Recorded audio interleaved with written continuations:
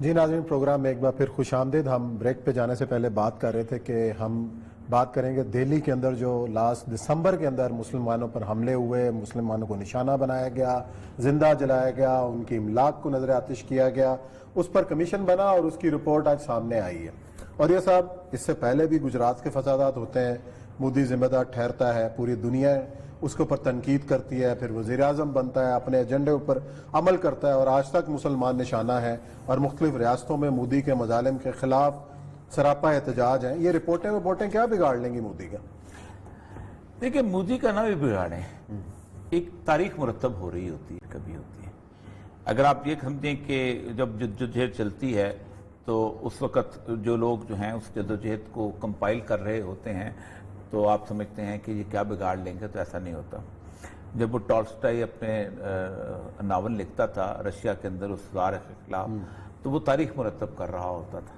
جب وہ روسو جو تھا وہ فرانس ریولوشن سے پہلے وہ ڈرامے کر رہا ہوتا تھا اور اس کے کرداروں کو فوج اٹھا کے لے جاتی تھی اور مارتی تھی اور کہتی کہ تم کیا چیز ہو۔ وہ جو مشہور کیا نام تھا، والٹیئر جو تھا، وہ جس وقت وہ کرتا ہوتا تھا۔ تو یہ سارے لوگ تاریخ مرتب کرتے ہوتے ہیں۔ آج کے دور میں رپورٹس تاریخ مرتب کرتی ہیں، ججز تاریخ مرتب کرتے ہیں، تاریخ کا حصہ بن جائے۔ اور یہ جب وقت آتا ہے، کیونکہ ظاہر بات ہے کہ ہر جگہ کسی بھی قسم کی تبدیلی یا کسی قسم کا جو انقلاب ہوتا ہے، اس انقلاب نے ایک پورے کا پورا وقت لینا ہوتا ہے بوائل کرنے کے لیے۔ اس سے پہلے وہ کبھی پھٹتا نہیں ہے۔ اس کو کہتے ہیں انقلاب کا ٹپنگ پوائنٹ۔ ٹپنگ پوائنٹ کے بارے میں جو تھیوری انقلاب کی یہ ہے کہ آپ ایک گدھے کے اوپر لکڑیاں رکھتے جاتے ہیں، 1 2 3 4، گدھا برداشت کرتا جاتا ہے۔ آپ سمجھتے ہیں گدھے پہ بوجھ لاتے ہو، 100 لکڑیاں آ جاتی ہیں، 200 آ جاتی ہیں، آخر ہوتا جاتا ہے کہ 1000 لکڑی تک بھی آپ کہتے ہیں کہ یہ گدھا نہیں ہو سکتا۔ لیکن جیسے وہ 1001 رکھتے ہیں تو وہ اس کی بوجھ سے برداشت نکل جاتا ہے، تو گدھا اچھلتا ہے اور لکڑیاں بھی ختم کر دیتا ہے اور سب کچھ جو ریڑا ویڑا بھی الٹ جاتا ہے۔ اس کو کہتے ہیں ٹپنگ پوائنٹ۔ صحیح ہے۔ ایسا پوائنٹ کہ جس کے اندر ریولوشن جو ہے وہ پک کے باہر آ جاتا ہے۔ کبھی بھی اگر نریندر مودی کی حکومت نہ آتی، اور میں سمجھتا ہوں کہ ایک واٹر شیڈ ہے برصغیر پاک و ہند کے مسلمانوں کے لیے، تو مسلمان جس طرح کی زندگی گزار رہے تھے اس پہ انہوں نے اکتفا کر لیا ہوا تھا۔ ہمیں نوکری نہیں ملنی، سرکار کی نوکری نہیں ملنی، ہم را میں ہمیں کوئی نہیں رکھے گا، ہمیں بارڈر سیکورٹی فورسز میں کوئی نہیں رکھے گا، ہمیں کسی انٹیلیجنس ایجنسی میں کوئی نہیں رکھے گا۔ ہمارے پاس وہی ہے کہ ہمارا دادا کباب لگاتا تھا، اس کا پوتا بھی آج کباب لگا رہا ہے۔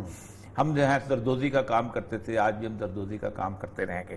ہم اور بہت سارے کام کرتے تھے۔ ہمیں ہندو جو ہے وہ بنیا جو ہے وہ آ کے ہمیں ہمارے مال لے جاتا ہے۔ میں بنارس میں گیا تو وہ مجھے یاد اچھی طرح کچھ چیزیں خریدنی تھیں، تو مسلمان عورتیں مرد جو تھے وہ سروں پہ پگڑیاں اٹھائے ہوئے مختلف ساڑیوں کی، اور یہ وہ لے کے آ رہے تھے اور بنیا کے پاس۔ ہمارے پاس لڑکا جو رکشا چلاتا ہے، ہمیں اس پہ کوئی پرواہ نہیں، وہ سرنڈر کر جاتے ہیں۔ لیکن نریندر مودی کی جو گورنمنٹ ہے وہ ایک نعمت ہے۔ اس کی ایک بنیادی وجہ یہ ہے کہ نریندر جو RSS ہے، انہوں نے پہلی دفعہ اس چیز کا احساس دلایا ہے کہ تم اس معاشرے کے اندر رہنے کے قابل نہیں ہو۔ فیض کی ایک نظر میں کتے، یہ گلیوں کی آوارہ بیکار کتے جنہیں تو نے بخشا ہے ذوق گدائی، بڑی خوبصورت۔ اس کے آخر میں ایک فیض کہتا ہے اور خوبصورت کہ کوئی ان میں احساس غیرت جگا دے، کوئی ان کی سوئی ہوئی دم ہلا دے۔ اچھا، اس میں بڑی اور بہت ساری باتیں ہیں کہ یہ چاہیں تو پھاڑ کے چیز پھاڑ کے رکھتے ہیں اور سب کچھ کرتے ہیں۔ وہ احساس غیرت دلانے کا آغاز ہوا تھا 1985 میں، اور اس رپورٹ میں پورا اس کا تذکرہ ہے کہ 1985 کے اندر جس وقت آسام کرائسس ہوئے، تو آسام کرائسس میں یہ ہوا تھا کہ انہوں نے کہا کہ جو بنگلہ دیش سے لوگ آئے ہوئے ہیں یہ ہمارے لیے بوجھ بنتے جا رہے ہیں، اور یہ بنیادی طور پر یہاں جب رہتے ہیں تو ہمارا جو ہے وہ ٹیکسچر بدل گیا۔ صحیح ہے۔ آپ اندازہ کریں کہ وہ بنگلہ دیش کے لوگ جو تھے وہاں کی شہریت اختیار کر جاتے تھے، ظاہر بات ہے بنگالی بولتے تھے، سب کچھ کرتے تھے، اس کے اندر ایڈجسٹ ہو جائے، اور پتہ تو چلتا نہیں۔ یہ جو لوگ ہوتے ہیں کراچی کے دوسرے تیسرے لوگ جو ہیں، وہ جس وقت باہر سے ملک سے لوگ وہاں پہنچتے ہیں تو اس کا بنیادی وجہ پتہ کیا ہوتی ہے کہ ہمارا ووٹ بینک ختم ہو جائے گا۔ گوادر بلوچستان کا ایشو کیا ہے کہ گوادر میں اتنے سارے آ کے لوگ مختلف صوبوں کے آ کے ہوں گے تو گوادر کا MP ہے تو نہیں بھی جیت سکتا نا۔ تو وہ کہتے ہیں جی دبئی کی طرح کا، انگریز نے ایک رواج ڈال دیا نا کہ دبئی جو ہے وہ اس میں نیشنلٹی نہیں ہم لینے دیں گے، صحیح. وہ 4 شیخوں کے پاس رہے گا. ظاہر بات ہے ان کے پاس انہوں نے تیل رکھنا تھا, انہوں نے دبئی والا سسٹم ان کو سکھا دیا کہ تم اس کو قابو کرو اور چلے جاؤ. انسانوں کی ملکیت تو ہے نہیں کوئی چیز دنیا کے اندر.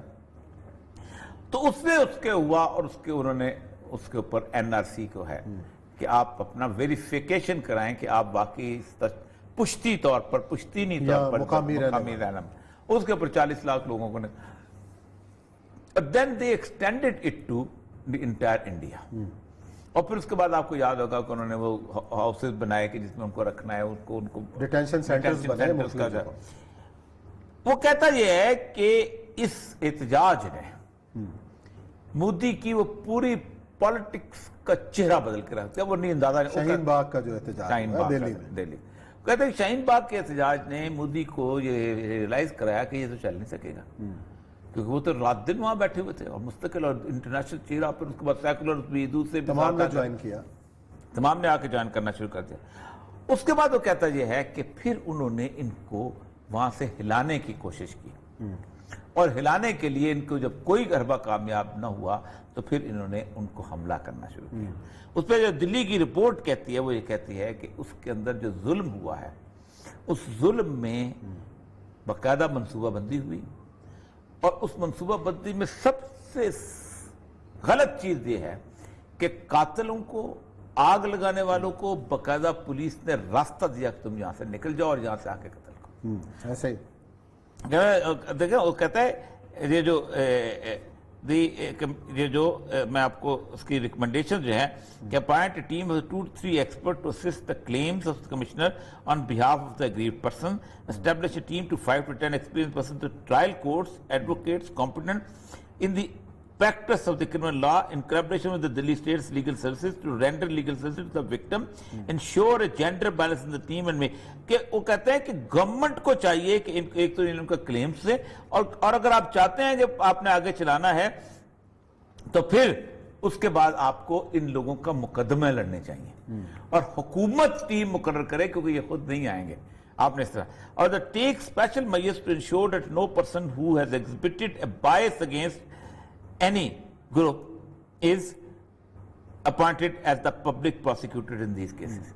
کسی قسم کا ہمارے وکیل ہمارے ہوتے ہیں نعرے بازی کرنے والے, ایک بڑی تفصیل سے انہوں کو 7-8 صفحے کی ریکمنڈیشن تھیں, جن سے دلی کی جو خود انہوں نے کمیشن بنایا وہ کوئی ایک بھی جو ہے اس کو ماننے کو تیار نہیں, نہ مائنورٹی کمیشن اس کو ماننے تیار ہے, نہ کوئی اور چیز ماننے کو تیار ہے. اور یہ سارے کا سارے احمد شمشاد اس کا چیئرمین تھا, شری گرمندر سنگھ اس میں ممبر تھا, تنویر قاضی ممبر ہیں ایک, اس کے بعد پروفیسر سینا, کافی سارے لوگ ممبر ہیں, اور اس سائز میں ان کو انہوں نے دی. کہنے کا مقصد یہ ہے کہ میں اور آپ بیٹھ کے, آپ نے بھی وہی فکرہ بولا, اب پاکستان میں دنیا کا ہر بندہ وہی فکرہ بولتا ہے کہ یہ رپورٹ کیا کرے گی. لیکن آپ یاد رکھیں کہ ایوب خان کی جب تاریخ مرتب ہوتی ہے تو لوگ جسٹس کیانی کو اوائڈ نہیں کر سکتے, لوگ حمود الرحمان کی اس کمیشن کو اوائڈ نہیں کر سکتے جب فقر یحییٰ خان کا ذکر آتا ہے. لوگ کبھی اس کو اپنا وہ جو اس زمانے کی جو کارنیلیس کی رپورٹ تھی اس کو اوائڈ نہیں کر سکتے. وہ کہتے ہیں کہ یہ رپورٹیں اس وقت مرتب ہو رہی تھیں اور یہ تاریخ کا ریکارڈ کا حصہ بن, کیونکہ نہ آپ میں اتنی اہمیت ہوتی ہے, نہ اتنی طاقت ہوتی ہے, نہ آپ میں اتنی استطاعت ہوتی ہے کہ آپ مودی کا مقابلہ کر سکیں. 25 کروڑ لوگ ہیں, سب کچھ. لیکن جس دن یہ کوئی ان میں احساس غیرت جگا دے, کوئی ان میں سوئی ہوئی دم ہلا دے, اقبال کا تو اس سے بڑا شعر ہے, بجلال تو کہ در دل دیگر آرزو نہ دارم, کہ میں اللہ تعالیٰ مجھے تیری جلال کی قسم مجھے کوئی اور آرزو نہیں چاہیے بجزی دعا کے بخشی بکبوتراں عقابی, میں صرف ایک دعا کرتا ہوں کہ ان کبوتروں کو عقاب بنا دے. تو یہ جب عقاب بن جاتے ہیں تو پھر اس کیفیت میں یہ ساری رپورٹیں جو ہیں وہ ایسنس بن جاتی ہیں, اور وہ جسے کہتے ہیں ایک تاریخ کا مقدمہ بن جاتے ہیں.